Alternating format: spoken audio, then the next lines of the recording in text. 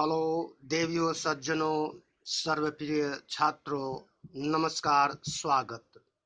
उपस्थित हूँ 10वीं कक्षा की पाठ्य पुस्तक हिंदी क्षितिज काव्यखंड की कविता सवैया और कवित्व के साथ, जिसके रचनाकार रीतिकाल के प्रमुख कवि देवदत्त द्विवेदी देव हैं।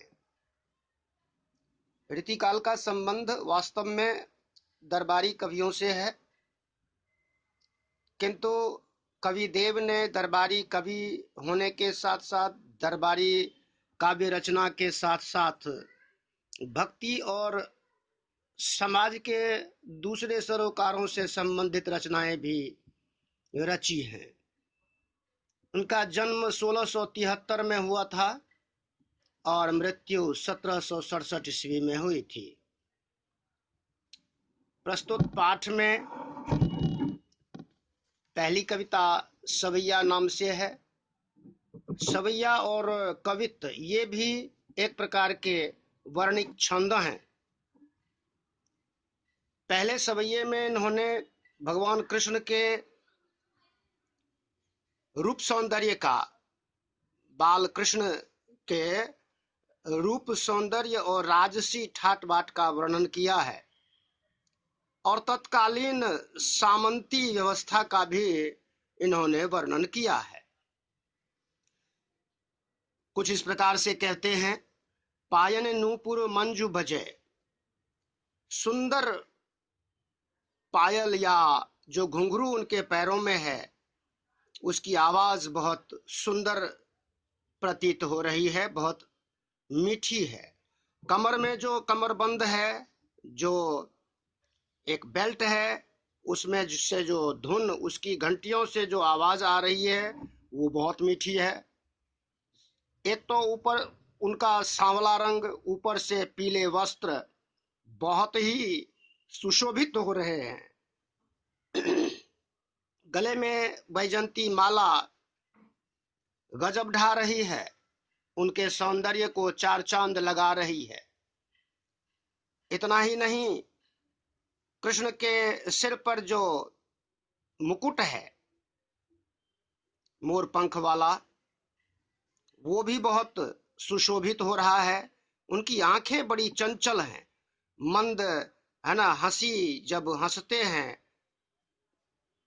तो सबका जी चुरा लेते हैं, सबका दिल जीत लेते हैं। इसीलिए वे कविदेव कहते हैं, जय जग मंदिर दीपक सुंदर।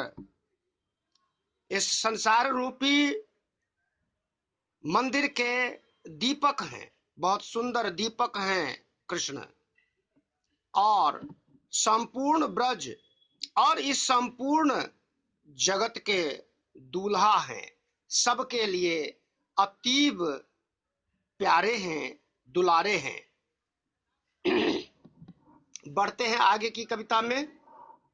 इस तरह से इन्होंने पहले सवैये में कृष्ण भगवान के राजसी ठाट बाट और उनके रूप सौंदर्य का वर्णन किया है। अगली कविता है कवित्व। इसमें वसंत को एक बालक की तरह चित्रित किया गया है।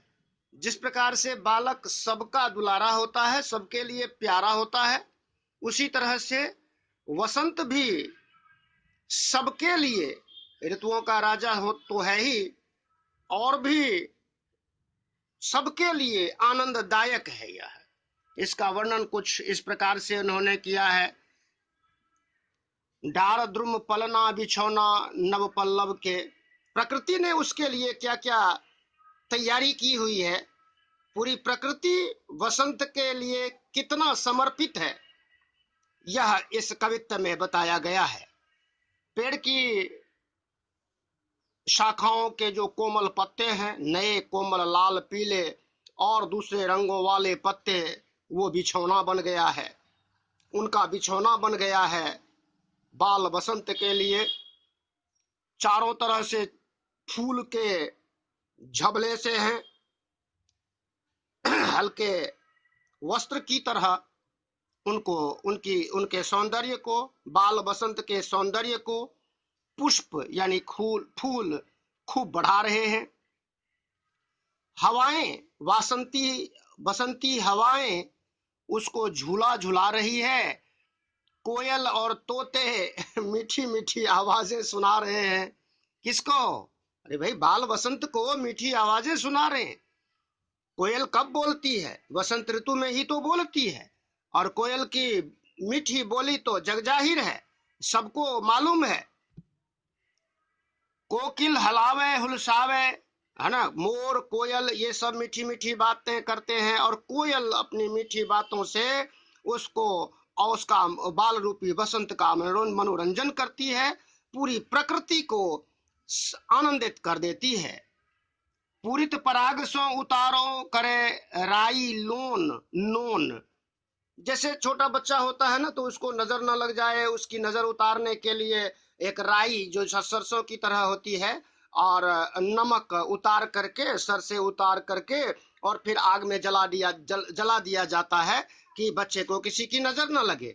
उसी तरह से प्रकृति भी कर रही है ना, पराग फूलों से, परागों से उसको उसको वार रही है, और उसकी सुरक्षा के लिए इंतजाम कर रही है, किसी की नजर न लग जाए बाल बसंत को।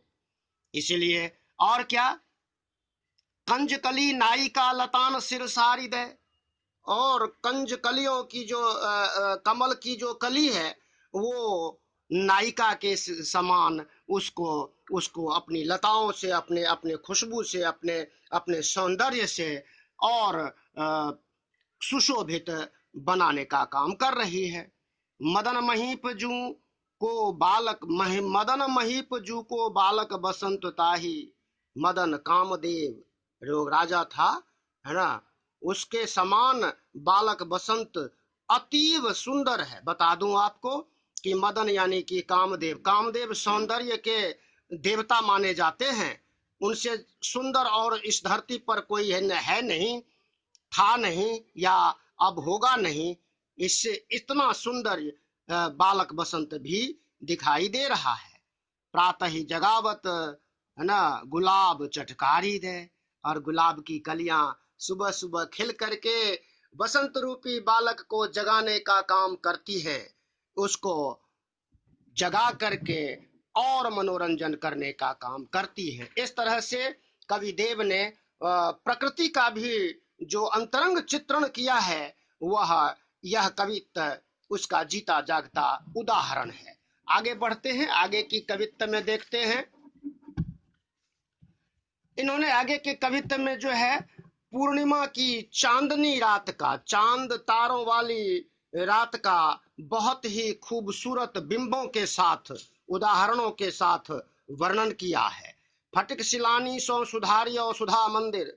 ये जो समुद्र अमृत रूपी जो मंदिर है, चांदनी रात है, उसमें जो स्फटिक यानी क्रिस्टल होता है ना, क्रिस्टल बड़ा चमकदार पत्थर होता है एक प्रकार का, उसकी पत्थर के समान वह सुधा मंदिर चांदनी रात प्रतीत हो रही है। उदधि दधि कोसो अधिकाई उमगे अमंद, जो कभी फीकी न पड़े, ऐसी जो उमंग है, मानो दूध और दही के सागर के समान चांदनी बिखरी हुई है इधर उधर सर्वत्र, और वह बहुत ही सुशोभित है। बाहर ते भीतर लो भीति न दिखाइए देव। सब जगह, बाहर भीतर, इधर उधर, हर तरफ चांदनी का सौंदर्य ही सौंदर्य बिखरा पड़ा है। दूध को सोफेन फैलियो आंगन फरस बंद। आंगन में, फर्श पे, बरामदे में, है ना, दूध की सी फाहें इधर उधर डली हुई हैं, दिखाई दे रही हैं। दूध का फेन सा दिखाई दे रहा है। चांदनी जो बिखरी हुई है उसका प्रतिबिंब है ये सब। तारा सी तरुणी तामय ठाढ़ी। और तरुणी जो तारा की सी के समान जो तरुणी है, युवती है, झिलमिला रही है। चांदनी रात झिलमिला रही है, झिलमिलाती सुंदर रात, मोती की तरह, मल्लिका एक सफेद फूल की तरह जिस पर भंवरे मंडराते रहते हैं, बहुत सुंदर फूल जो है मल्लिका फूल के समान सुंदर सफेद पुष्प के समान चांदनी रात वर्णित की गई है। आरसी से अंबर, धरती से लेकर आकाश तक आभा ही आभा है। उजली उजली आभा, उजली शोभा, उजला सौंदर्य, चांदनी युक्त सौंदर्य, चांद सितारों का सौंदर्य, गजब का सौंदर्य, बहुत ही सुंदर। राधा, जो प्यारी राधा है कृष्ण की राधा, उसकी सी सजीली सी रात, चांदनी रात, पूर्णिमा की चांदनी रात दिखाई देती है। धन्यवाद। प्रश्न अभ्यास मैं समझता हूं इस व्याख्या से आप सबको इस पाठ और इन दोनों सवैया और कवित्व के बारे में अच्छी नॉलेज बढ़ेगी, बनेगी, अच्छी समझ बनेगी और आप अपने जो भी प्रश्न अभ्यास के प्रश्न हैं उनके उत्तर लिख सकेंगे अपने शब्दों में। और अधिक जानकारी के लिए, इससे संबंधित और जानकारी के लिए डिस्क्रिप्शन बॉक्स में जाएं। जिन्होंने चैनल को लाइक से कमेंट, शेयर और सब्सक्राइब नहीं किया है वो सब्सक्राइब कर लें, प्रेस बेल आइकन को भी दबा दें और नोटिफिकेशन पाने के लिए जो है आप ऑल को सेलेक्ट कर दें आइकन, बेल आइकन दबाने के बाद। धन्यवाद, नमस्कार। और कमेंट में आप अगर प्रश्न उत्तर चाहते हैं या कुछ और विशिष्ट जानकारी चाहते हैं तो आप कमेंट सेक्शन में लिख सकते हैं। आप सबका बहुत बहुत धन्यवाद, नमस्कार।